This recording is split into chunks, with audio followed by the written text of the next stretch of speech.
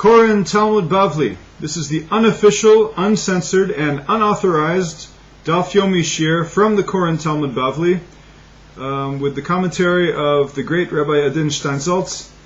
May he live long and be well and live long.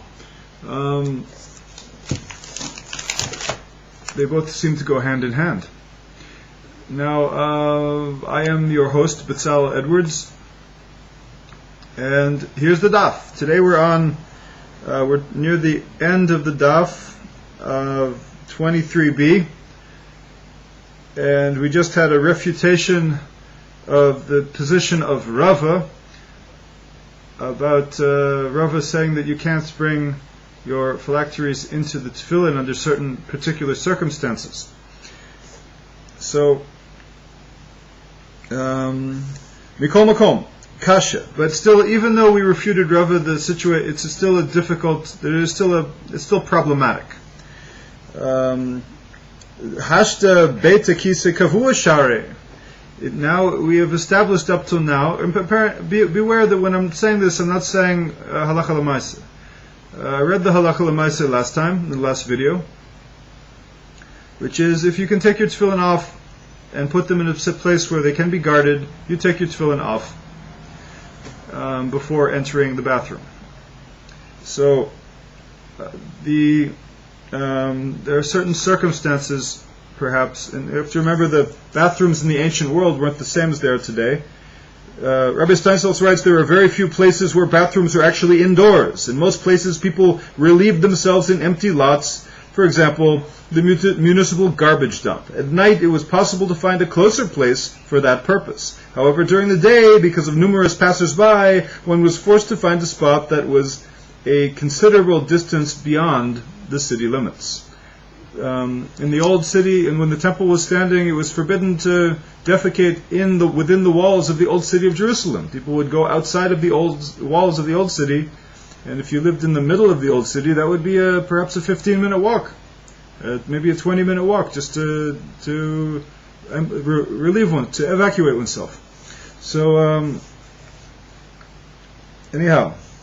So the Gemara asks, Mikol Makom Kashya, Hashta Beta Kise Kavua Share, Beta Kise Arai, Lo Kol Sheken. It remains difficult. Now, holding phylacteries in one's hand while he defecates in a regular bathroom is permitted. All the more so that it is permitted when he urinates in a makeshift bathroom. If it's true, well, if it's permitted for a person to take their tefillin, wrap it up, and hold it in their hand against their heart while that person is evacuating himself, then all the more so if that's a regular bathroom, a permanent bathroom, and a makeshift bathroom, just a place on the side of the road somewhere, all the more so it would be permitted to do the same, to remove the head tefillin, wrap them up, hold them against one's heart in his right hand, hold it and urinate. Of course, covering up the arm tefillin, so it's covered up and modest. So the Gemara says, Hachi Gamar, Beta Kise Kavua, Deleka Nitzotzot Share, Beta Kise Arai, Deika Nitzotzot Asri. The Gemara says as follows: when defecating in a regular bathroom where one sits and there are no drops of urine on one's clothes or on one's shoes, he need not dirty his hands to clean his garments. And therefore one is permitted to hold phylacteries in his hand. However, in a makeshift bathroom where one stands and there are ricocheting drops which he may touch with his hand, it is prohibited. That's why that previous Kal V'chomer, that a fortiori argument, that if it's permitted to hold the tefillin while you're sitting, doing number 2, then all the more so it is permitted to hold the tefillin in your hand while you're standing, doing number 1. Said no, they're the ricocheting drops. It might be even a situation of less clean situation even. So, what does he do when he has to clean himself after number 2? Apparently, he can't do it with tefillin in his hand. So he has to, in that situation, he's going to have to put the tefillin. Wait a second, he has 2 hands. Okay. So I can't wait to get away from this subject. It's a matter of Torah. It's an important subject, but I prefer to move on to other subjects in the Talmud. But let's keep going. This is Daf Yomi. We learn everything. The Talmud examines everything, and I mean everything. Ihachi amai ein alab tshuva, tshuva ma'al yasahi. So why is this a fortiori argument that doesn't have an answer to it? It's if it's in the. I just said the a fortiori argument twice. You can scroll back and get it again. The Gemara challenges it. So why was it referred to as an a fortiori inference that cannot be refuted? This seems to be an excellent refutation of the distinction. So, but the Gemara explains, Hachi kamar, ha milta tete la betorat ta'ama, velo tete la bekal v'chomer. The Gemara explains it as follows: derive this matter based on the reason mentioned above, that due to different circumstances, the ruling is different. Do not derive it by means of an a fortiori inference, as if you were to derive it by means of an a fortiori or kal v'chomer inference, it would certainly be an a fortiori inference that cannot be rebutted.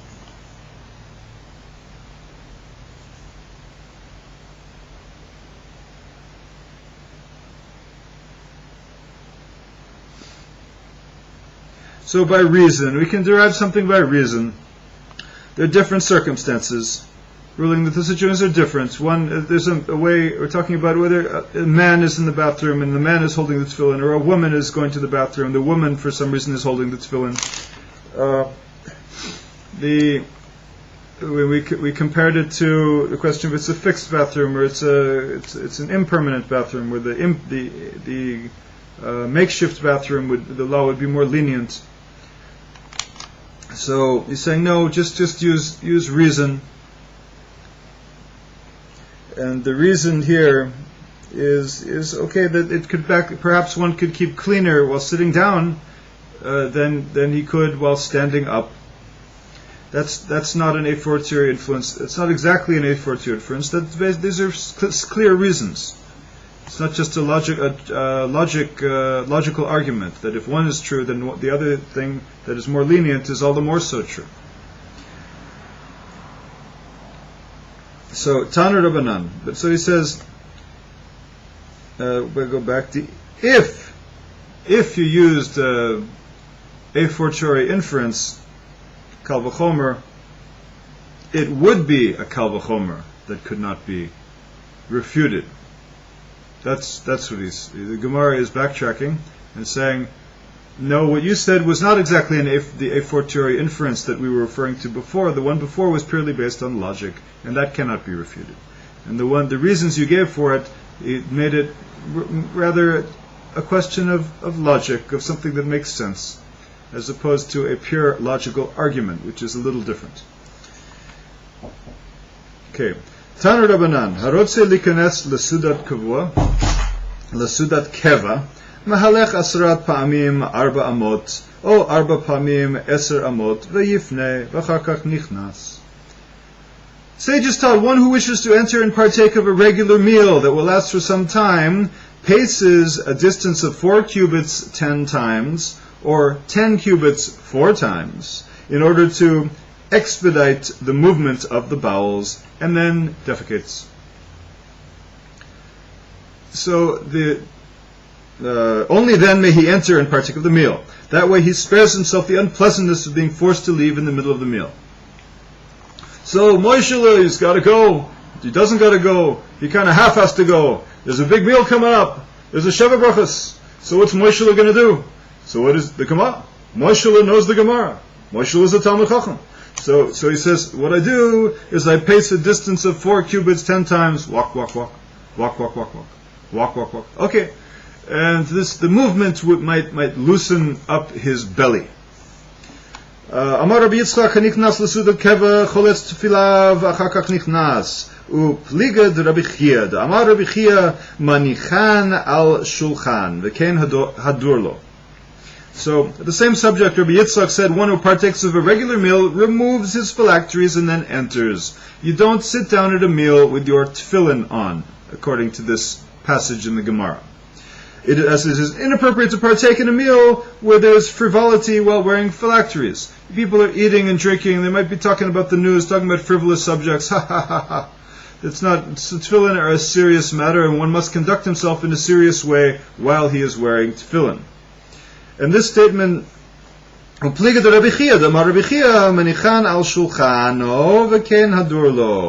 Rabbi Chia has a different opinion. He says, during a formal meal, one places his phylacteries on his table, because in the times of the Talmud, in the Mediterranean world in general, 2,000 years ago, people of free men would would lie on their left side, and each one would have his individual table in front of him. So he had his little table, so he comes in the Suda, he doesn't have to take off the Suda before he goes into the place of the meal, the room where the meal is. No, he can go in and say, I'm here, and they say, oh, the rabbi has come with his tefillin, ha ha ha. So then instead of staying with his tefillin on, because everybody's laughing and telling jokes, he takes off his tefillin. This is very important today. If one is wearing tefillin and happens to enter on a place where there's not a serious and holy demeanor about the place, then it's time to take off his tefillin. He shouldn't leave his tefillin on. Tefillin are very holy and require a tremendous amount of respect and consciousness. So Rabbi Chia says, just take them off, put them on the table, because he says, ki hadur lo. Hadur lo means it's admirable for him to do so, in order that they will be immediately available to put it back on when he so desires to. Ba'ad emat, the Gemara asks, and until when in the meal must you refrain from wearing tefillin? Amar Rav Nachman bar Yitzchak ad zman bracha. Rav Nachman bar Yitzchak says, until the time of the recitation of the blessing of the grace after meals. Tanechad tzorer adam tfilav imo tab apraksuto. Tzor adam et tfilav im meotav apraksuto. I love this word apraksuto. Apraksuto is a head covering. Okay, so it was taught in the Braita, and then the Tanya idach lo yatzor, but another one says you don't do it. So this is in the way of the Talmud. He says one thing and this says the other. One Braita teaches one may bundle his phylacteries with his money in his head covering, his apraksuto. Say it again, apraksuto. And it was taught in another Braita one may not bundle phylacteries and money together in his apraksuto. What is this word apraksuto? A head covering. Okay. The commentators disagree over the exact meaning of apraksuto. Some say that it is a type of scarf that covers the head with fringes dangling down on both sides, in which objects might sometimes be wrapped. That's Rashi. However, according to the Gaonim, apraksuto refers to a broad shawl-like undergarment, generally worn beneath an outer cloak. Like it's a broad shawl that you cover your body with, and you have an overcoat on top of it. And in this apraksuto, it was possible to fold pockets for storage. The source of the word is most likely the Greek epikarsion. And you know what I like about this Gemara? He even gives you the Greek. So for you Greek experts out there,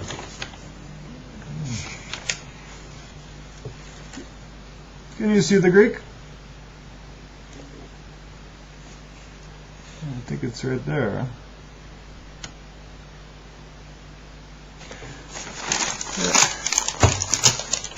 So there's no misunderstandings. We know it's actually, there are a lot of foreign words in the Gemara, and we want to know if the derivation of a word is very important in order to understand the true meaning of the word. So this Greek word, epikarsion, it means a gown or a garment. Indeed, it is often written, as it would sound in Greek, or Syrian, afkaresot. Sometimes we have different versions of the Gemara that write afkaresot. Okay, the Gemara continues.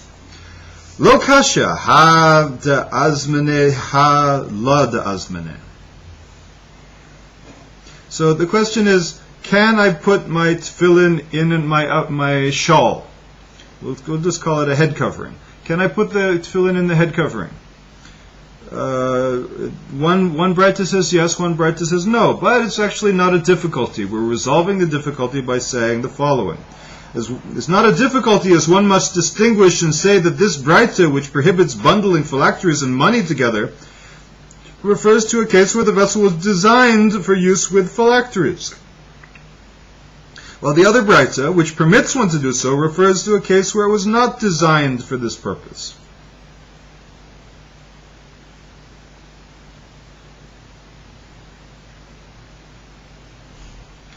So, the apraksuto, it might have been especially for tefillin, and then it's a problem to put it together with money. And the other Braita says, no, it's not especially made for tefillin, so it could be used both for tefillin and the money.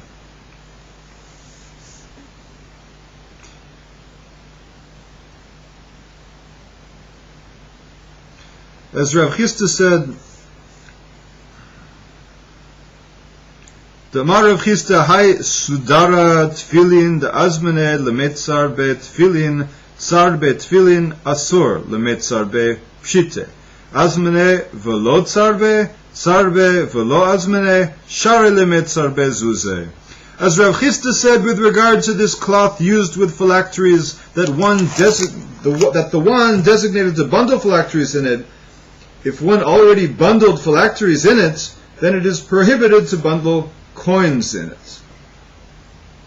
But if he only designated it for that purpose, but did not yet bundle phylacteries in it, in other words, he had just designated it for use with tefillin, but he hadn't yet actually put tefillin in it yet, or if he bundled the phylacteries in it, but did not originally designated it for that purpose, in either case it's permitted to bundle the money in it, even without tefillin. It might be a problem to put money in it. If this case, where you designate this beautiful tefillin bag, you designate it for tefillin, it's got to be used for tefillin, even today. You designate it, if you designated it, but you hadn't yet used it for tefillin, then you might be able to use it for another purpose.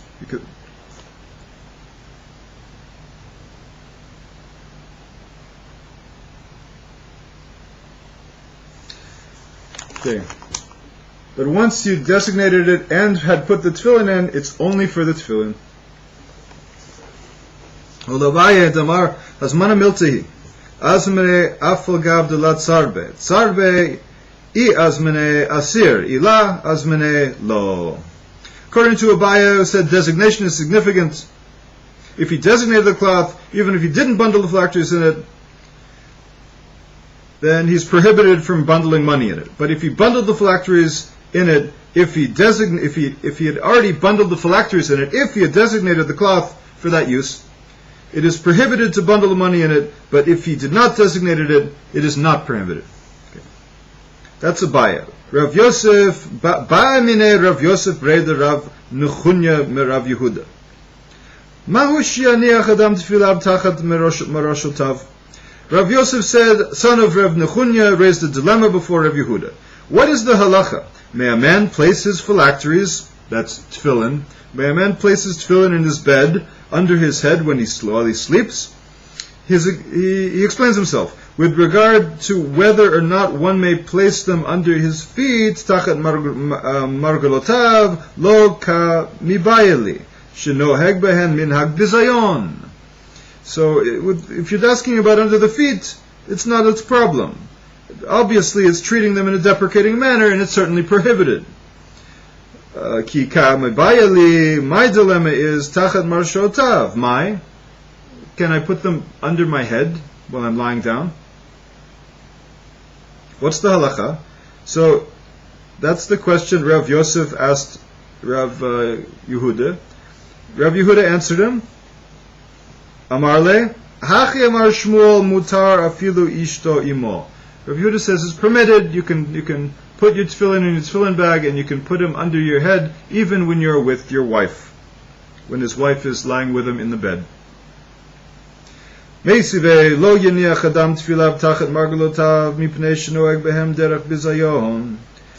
in terms of halacha l'maaseh, today the prevalent law is that one is not permitted to have, if he's just with his wife and he's not having intimate relations with his wife, the tefillin could be in the room. But one is not permitted to have tefillin in a room, in the same room where one is having intimate relations. If he has no other where to place the tefillin, perhaps it doesn't have another room to put them in, then one would have to be careful again to you could make a little sheet, hold up a little shawl, a shirt or something, and hang it up so there's a separation to make, or you could wrap it up double or something like that. But if there's at all possible, one should not have tefillin in the room at such a time. This also goes for holy books. Any articles of kedusha, a talit is okay.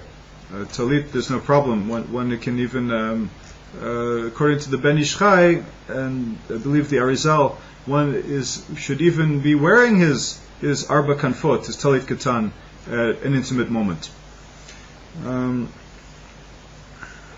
This is a chumrah, of course. One is not required to do such a thing.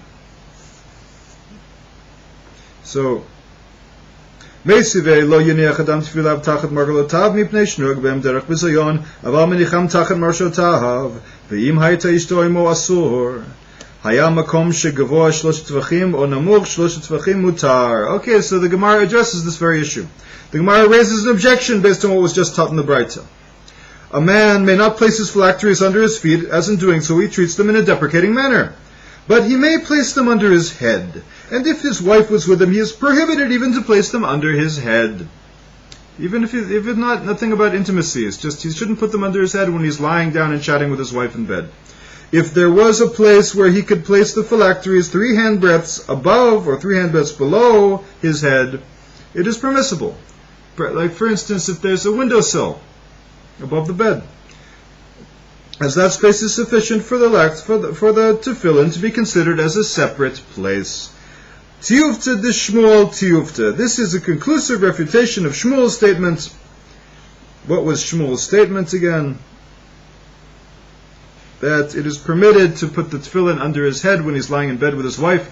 No, this has refuted that claim, and it is not permitted. He may only do so if he has a separate place, like either 3 handbreadths above the bed or 3 handbreadths below, and perhaps not on the floor unless it's in a bag. Okay.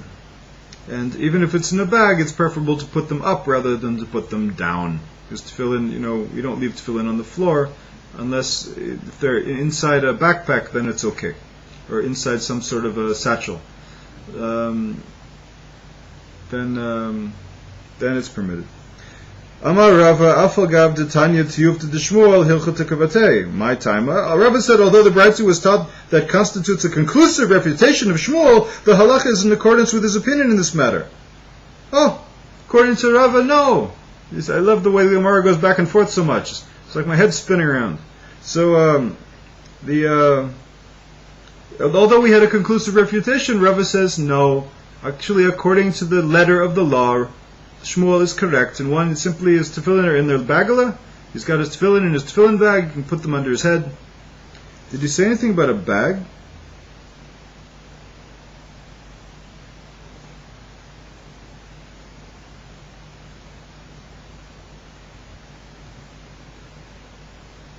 We assume that the tefillin are at least tied up, if not in the bag. Okay. So, kol lineturinhu tfei adif. The Gemara says, because whatever offers more protection is preferable.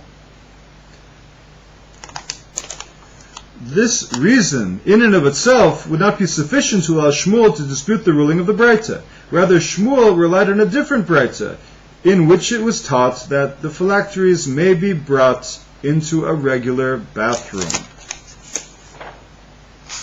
Another Braita says you can bring tefillin into a regular bathroom. So Kal V'chomer, he can have them under his head when he's lying in bed with his wife. He's not even in a bathroom. So the priority placed on protecting the phylacteries led the Gemara to adopt Shmuel's opinion in this matter. That's the Pnei Yeshua. So whatever offers more protection is preferable, even at the cost of deprecation. If it seems like it's treating the tefillin in a deprecating way, however, it's actually, in reality, protecting the tefillin better, then according to this opinion, we protect the tefillin. The first thing is to keep the tefillin safe. Vehecha manachlahu, and where under his head does he place these tefillin? Amar Rabbi Yirmiyah, ben kar lekeset shelo keneged rosho. So this is not just lying on the tefillin while they're wound up, not even in the bag. No, the tefillin, they're wound up, they're perhaps in the bag, and then he places it between the pillow and the mattress. It's underneath his pillow. It might even be a segula for all I know. Okay, not directly aligned with his head, but rather a bit to the side. So it's not actually under his head. So this is better than putting them on the floor, that's for sure. And maybe it's better than putting them up on the windowsill because maybe they'd fall out, maybe there's an open window, who knows. However they are protected is better. V'hatani Rabbi Chia manichan b'kovad tachat marashotav umapek le lemorasha kovad lavar. The Gemara asks, didn't Rabbi Chia teach a Braita in that in that case, he places them in a pouch used for phylacteries directly under his head? The Gemara replies, he does so in a matter that the bulge in the pouch where the phylacteries are protrudes out and is not beneath his head. Bar kapara tsayer lahu bechilta umapek lemorshahon levar. On this note, Gemara writes that Bar kapara would tie them in his bed curtain and project their bulge outward. Rav Shesha Bred Rav Idi Manachluhu Ashar Shifa Ufayres Sudara Ilavaihu. Rav Shesha, son of Rav Idi, would place them on a bench and spread a cloth over them. Amar Rav Hamnuna Bred Rav Yosef Zimna Chada Hava Ka'amena Kamed Rava Va'amarli. Rav Hamnuna, son of Rav Yosef, said, I was once standing before Rava and he told me, Zil, aiti li tefillin, go and bring me tefillin, phylacteries. V'ashkachtinhu ben kar lekeset. And I found them in his bed, between the mattress and the pillow, shelo keneged rosho. V'hava yadana de yom tevila hava. V'agmoran halacha lemase hu da'avar. And I knew that it was the day of his wife's immersion in the ritual bath for purification from Nida, and he certainly engaged in marital relations in order to fulfill the mitzvah, and he did so, he did so, he sent me to bring his phylacteries to teach us the practical halacha in that case. So, according to Rava,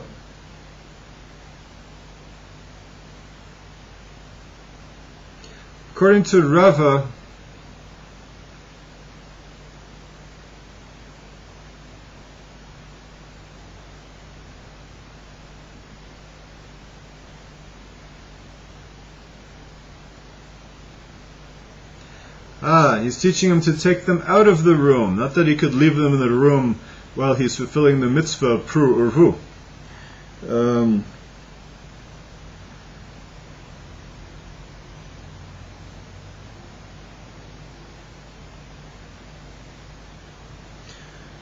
Here is the halacha in the Shulchan Aruch, or Achayim, 240. That's Reish Mem. Reish Mem in Or Achayim says the following: one may not engage in conjugal relations with phylacteries in the room. If they are in the room, you must cover them with two vessels, the outermost of which must not be its regular container. One is permitted to place the phylacteries in a box and spread a garment over it, as that is considered to be two vessels. Matkif le Rav Yosef ishto v'lo mibaya acher. Rav Yosef strongly objects to this response. You say that he is permitted to recite the Shema in bed with his wife, and needless to say, he is permitted to do so when he is in bed with another. Adarabba, Ishto Kagufo. On the contrary, since his wife is like his own flesh, and he will not have lustful thoughts of her, Acher Lav Kagufo. And another one is not like his own flesh, and is prohibited. Two individuals sleeping in the same bed in order to recite Shema. This is the halacha of l'maaseh, the practical way we do the law today. In order to recite Shema, two unclothed individuals sharing a single blanket must have a garment from the waist down to serve as a barrier between them. If somebody's wife is with him, one whose wife is in bed with him may turn his head and recite the Shema in accordance with the opinion of Shmuel and Rav Yosef. Some require a garment to serve as a barrier between them, and it is proper to do so. That's again from the Shulchan Aruch, or Chaim, Ayin Gimel, 73. So, Meisivei, Shnayim Moshe Yoshnem B'mita Achad, Ze Machzir Panav V'korei, V'ze Machzir Panav V'korei, Tanya Achriti, HaYoshen B'mita, U'vanav V'nei Beto B'tzido, Hareze Lo Yikra Kriyat Shema, Ele Im Kem Raita Talit Mafseket Benehen. The Gemara raises an objection to this from the resolution of apparent contradiction between the two Braitot. It was taught in one Braita, two unclothed individuals who are sleeping in a single bed. This one turns his head aside and recites Shema, and that one turns his head aside and recites Shema. And it was taught in another Braita, one who is sleeping in his bed, and his unclothed children and members of his household are beside him, may not recite Shema unless a garment separates between them. If his children and members of his household were minors, it is permitted to recite the Shema even with without a garment separating between them. Now, the question is, how old are the minors? Perhaps under 3 years old. Perhaps over, I don't know. It requires further study. Bishlam Rav Yosef lo kasha, ha ishto v'ha ba'acher, ele l'shmuel kasha. Granted, according to Rav Yosef, the apparent contradiction between the two Braitot is not difficult, as this Braita is referring to a case where his wife is in bed with him, while this other Braita refers to a case where another person is in bed with him, and he is concerned lest he will have lustful thoughts. However, according to Shmuel, who permits one to recite Shema regardless of who is in bed with him, it is indeed difficult. However, it isn't difficult, period. How would he interpret the Braita that prohibits? The Gemara replies, Amar lach Shmuel Rav Yosef mi nicha v'hatanya hayoshen b'mita u'venav v'nei beto b'mita lo yikra kriyat Shema ele im ken hayita talito mafseket benehen ele mai itlach lememar ishto l'Rav Yosef tanaihi l'didi nami tanaihi. The Gemara replies, Shmuel could have said to you, and according to Rav Yosef's opinion, does it not work out well? Wasn't it taught in the same Braita that one who is sleeping in bed with his children and members of his household are beside him may not recite Shema unless a garment separates between them? Doesn't Rav Yosef hold that his wife is like his own flesh and no separation is necessary? Rather, what have you to say in response? Rav Yosef holds that there is a Tanaitic dispute in the case of one's wife. I too hold that there is a Tanaitic dispute in the case of one's wife, and I accept the ruling of one of those Braita.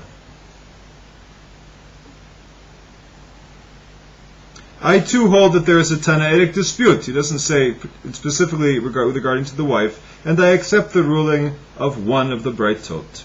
Amar mar ze machzir panav b'korei kriyat shema ha'ika agavot.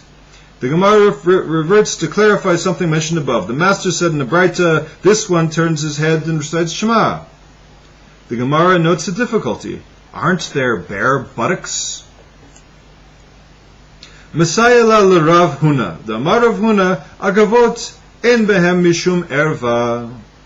Rav Huna said, buttocks are not considered nakedness in such a case. Lema Messiah le Rav Huna. Haisha yoshevet v'kotza la chalata aruma mipnei sheyichola lechasod panei al bakarka, aval lo haish.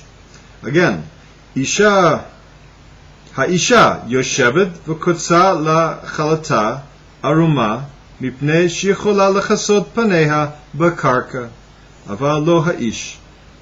Let us say the following Mishnah supports Rav Huna's opinion. A woman sits and separates her chala naked, despite the fact that she must recite a blessing over the separation of the chala, because she can cover her face. That's a euphemism for her genitalia in the ground, but a male. In other words, a woman is sitting down, her privates are covered up. But a male, whose privates are not covered when he sits, may not do so. The Mishnah teaches that exposed buttocks are not considered nakedness in this case.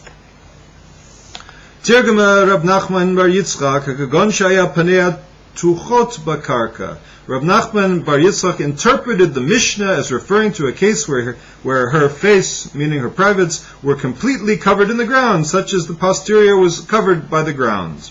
Therefore, proof for Rav Huna's opinion cannot be brought from the Mishnah, because in that case there were no exposed buttocks, so it's not a okay. Amar Mar, Im hayu vanav b'nei betol ktanim mutar va'ad kama. So again, the question we had was, how old are the minors? Amar Rav Chisda tinokot bat shalosh shanim v'yom echad, the tinok ben tesha shanim v'yom echad. So when we said that we may not recite the Shema in the presence of a nude minor, we said with a girl it's up to 3 years and 1 day, with a boy it's up to 7 years and 1 day. 9 years and 1 day, sorry.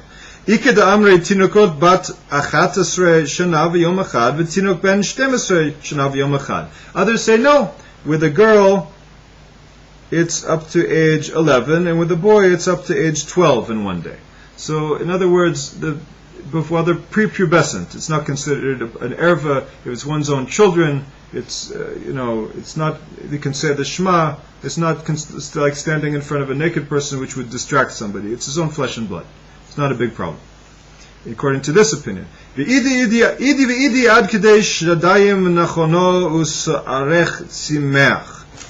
Some say that both of this age is only approximate, as the age of the maturity of this and that of the girl is the onset of puberty, in accordance with the verse in Ezekiel chapter 16, your breasts were formed and your hair was grown. Shadayim nachonu u'sa'arech tzimeach, as we find in the Passover Haggadah. Amar le Rav Kahana le Rav Ashi, Hatam amar Rava, afagav de tiyuv de Shmuel, hilchata kavate de Shmuel.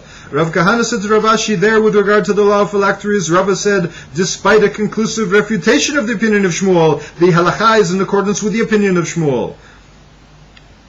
Hachamai, here, what is the ruling in this case? Amar le atu kulhu bachada machta machtinhu. He said to him, were all of them woven in the same weaving?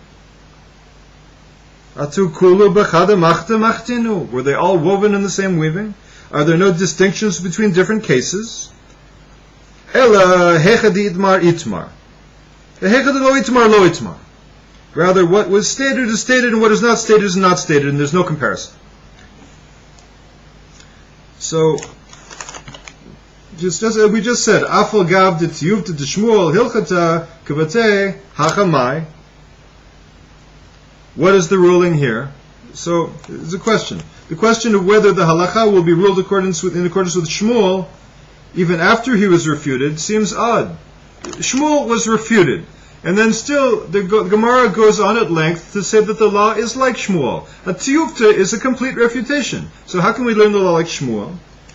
However, since the nature of the halachot regarding phylacteries and the recitation of the Shema are similar, one might have presumed that since it was ruled in accordance with Shmuel with regard to tefillin, the same would hold true here as well. That's the Tosfot of Rabbeinu Yehuda HaChassid. Amar le Rav Mari le Rav Papa, Se'ar yotzei bevigdo mahu, Kare aleh se'ar se'ar. Kara aleh se'ar se'ar. Rav Mari said to Rav Papa, does it constitute nakedness if one's pubic hair protruded from his garments. Okay, some guy's in his underwear. He's basically covered up. It's time to say Shema. They're in the yeshiva. Okay, there's a smell of male body odor wafting through the room. Oh, it's time to say Shema. Guy's got his t-shirt on, he's got his underwear on. Okay, Shmuli's sitting on the bed. He's got his tefillin on. He's about to say Shema, and what does he see?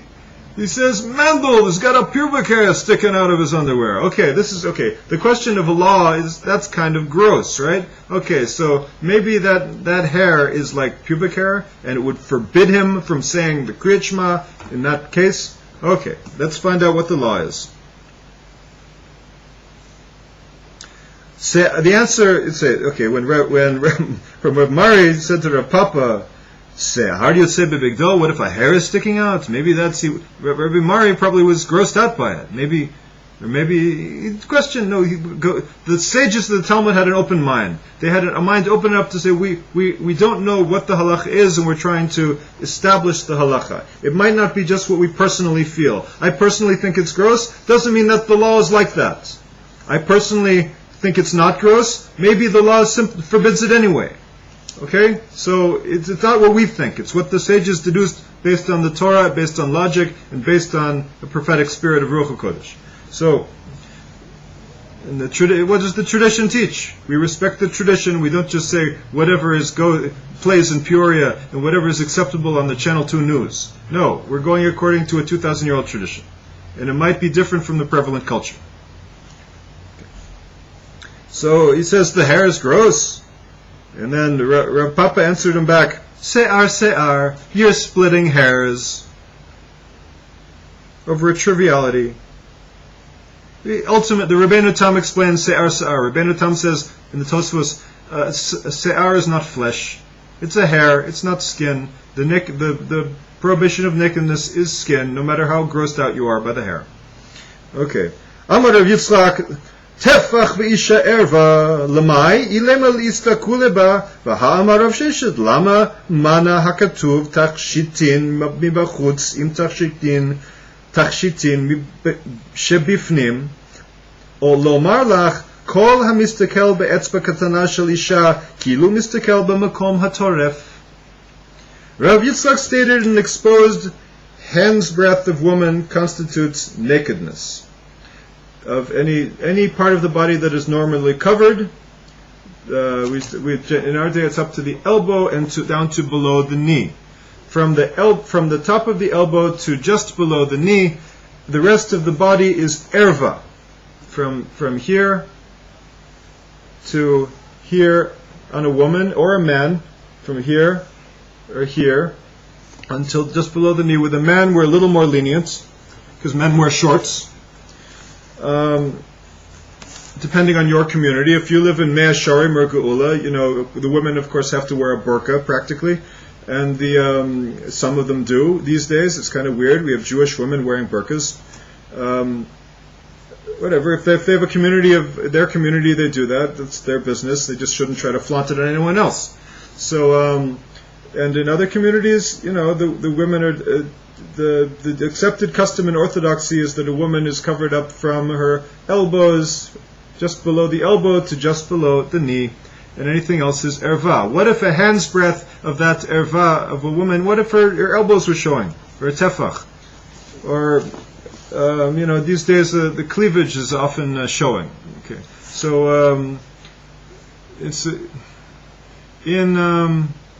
I don't think there's any way in Orthodox Judaism to matir cleavage. I'm sorry. It's done in order to be sexy.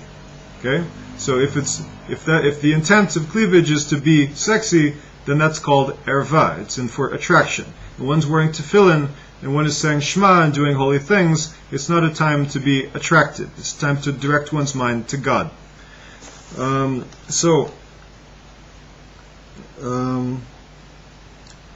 Anyhow, the Gemara. What about the hand's breadth of nakedness of the woman? The Gemara asks regarding which halacha is this said. If you say that it comes to looking at her exposed hand's breadth in her, didn't Rav Sheshet say? Why did the verse enumerate anklets, bracelets, rings, earrings, and girdles? When we're talking about, if you refer to the book of Numbers, chapter 31, jewelry that is worn externally. The Talmud the Bible talks about jewelry that was worn externally, but and it's mentioning it together with jewelry that's worn internally. There's other jewelry like maybe a chain around your belly or something like that. So there's external jewelry that's the rings and earrings and nose rings and all that kind of stuff, and then there's internal jewelry, maybe a chain around the waist. So that's the example. That's like a jewelry called a girdle. This was to tell you it's the reason why there's a homiletic interpretation of this verse in order to derive the law, and the law is that anyone who gazes upon a woman's little finger is considered as if he gazed upon her naked privates. For if his intentions are impure, it makes no difference where he looks and how much is exposed, even less than a hand's breadth. Meaning, if a person is entertaining fantasies in his mind, he could be looking at her little toe and having the most lewd fantasies. Right? Another person, if he doesn't have fantasies in mind, he could see a woman walking down Jaffa Road, and the woman is basically like a tree or like a gazelle, like he would not be fantasizing if he saw a gazelle in the forest. It has to do with the mind. The important thing to do is to have control over our minds. In Halacha L'Maaseh, according to the law, anyone who gazes upon a woman's little finger, one is prohibited from gazing for sensual pleasure upon a woman to whom he was not married. Even gazing upon her finger is prohibited. One who does so for enjoyment is liable to receive rabbinically ordained lashes for rebelliousness. So, horsewhipped. These days, until we have the Sanhedrin accepted by the people, we cannot administer such lashes. However, I don't know if the Sanhedrin would actually administer such lashes nowadays. Nowadays we have private vigilante organizations called the Tznius Police for the ultra-Orthodox Haredi community, who actually do, upon occasion, if there is somebody in their community who is acting in an untoward way, they actually do show up at his door and give him a talking to. It happens in their community, and thank God they generally don't do that to people outside of their community, or else they're going to get a talking to. Okay. So, lo ela ishto the kriyat. So, rather, this case, no, it's referring to something different. The Gemara says it's referring to his wife and referring to the recitation of Shema. That in this case, what the tefach, that hand's breadth of uncovered flesh of the woman, is actually referring to a man's wife, and it's referring to him saying the Kriyat Shema. Not talking about any situation.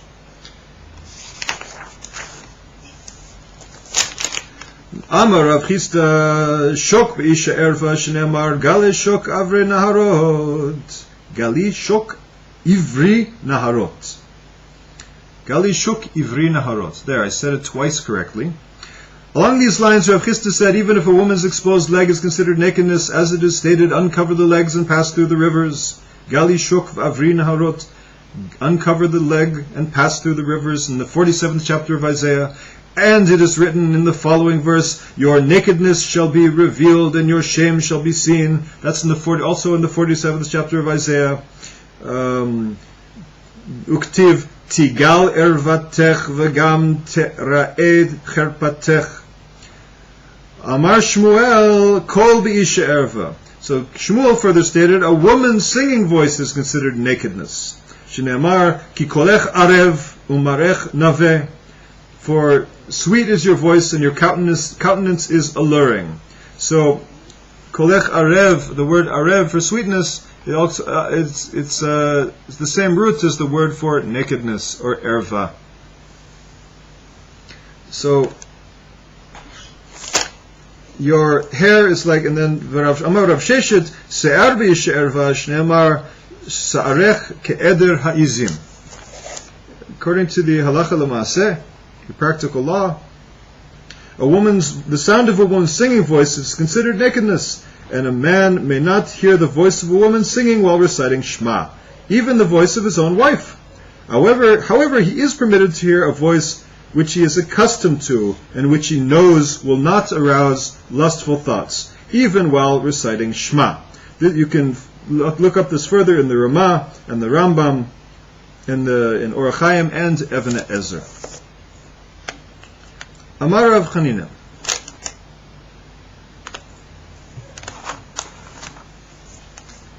Amar Rav Chanina.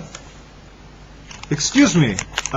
You are disturbing, and no one is going to see you because the camera will not show you. Okay? So please take what you want and leave, and then I will finish the Daf Yomi. Bye. The camera is not showing you. The camera is showing me. You can go there, and no one in the world will see you. Okay? Please take what you want and let me finish this. And if you want to sit down and listen and join, you're perfectly welcome. Okay. Now.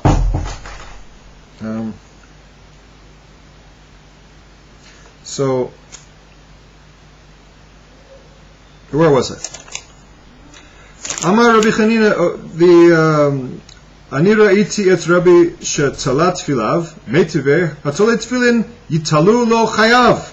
The Gemara resumes the discussion of the phylacteries and says, Rabbi Chanina said, I saw Rabbi Yehuda Nasi hang his phylacteries. The Gemara raised an objection. It was taught in a Braita that one who hangs his phylacteries will have his life hang in the balance.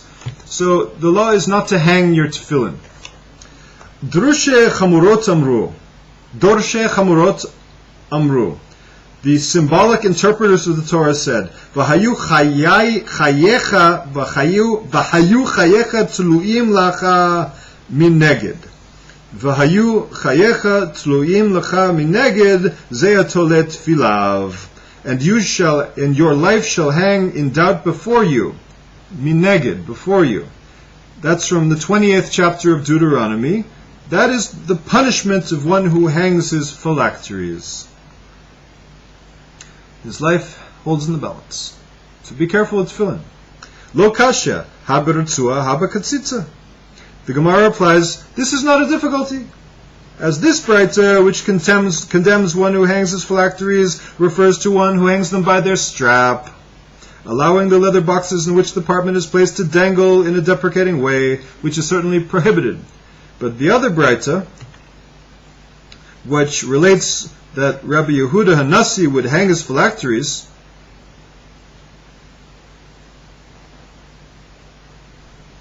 there's a Braita before that I think I read that said, Amar Rabbi Chanina, Ani ra'iti Rabbi she'talat tfilav. I saw Rabbi hanging his tefillin.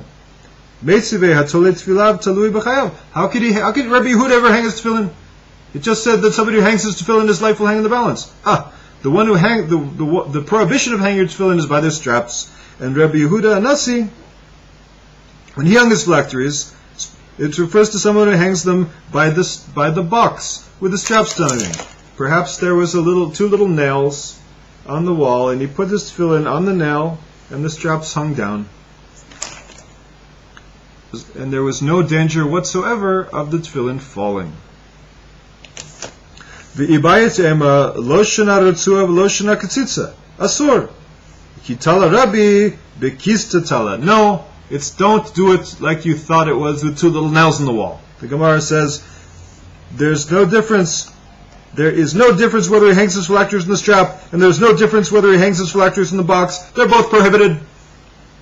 And Rabbi Yehuda Nasi hung his phylacteries, he hung them from their pouch. Ihachi ma'ila memra, mahu detema tibaye hanacha b'sefer Torah, hanacha kesefer Torah kamashmalan. The Gemara asks, if so, what is the purpose to relate this incident? Why do we talk about Rabbi Yehuda Nasi at all? The Gemara replies, lest you say the phylacteries would require placement atop a surface, as is custom with the Torah scroll. Therefore, it is to teach us that this is unnecessary. Amar Rabbi Chanina, Amar Ra'iti et Rabbi shegihek ufihek v'nitatesh v'rak umamashmesh bivigdo aval lo haya mitatef Ukeshehu mafahek haya maniach yado al santero. Since Rabbi Chanina related a story about Rabbi Yehuda Nasi, he tells more things about what he saw Rabbi Yehuda Nasi doing. Rabbi Chanina said, I saw Rabbi Yehuda Nasi when he was praying. He prayed, he belched, he yawned, he sneezed, he spit, and if he was stung by a louse, he may feel for it and remove it with his garment. But he would not, however, but he would not wrap himself in his prayer shawl if it fell during prayer. And when he would yawn, he would always place his hand over his chin. He wouldn't yawn exposing his mouth. He would cover his mouth when he yawned. So what about the practical law? Umamashmesh bebigdo. One who has a louse in his garment while reciting the Amidah prayer may use his garment to remove it. However, he may not remove it with his hand. And what does this mean when Rabbi Yehuda Nasi says that he would not wrap himself in his prayer shawl if it fell during the prayer? If one's prayer shawl, one's talis,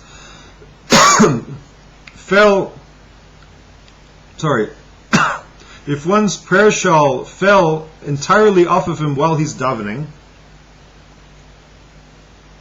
he does not supposed to pick it up and wrap it around him again, because this would constitute an interruption. Remember, the standing Amidah prayer is very serious. If it fell partially off him, then he's permitted to pull it back up and adjust it. So you leave the prayer shawl on the floor while you're davening? Apparently, according to the Shulchan Aruch, yes, and somebody else picks it up.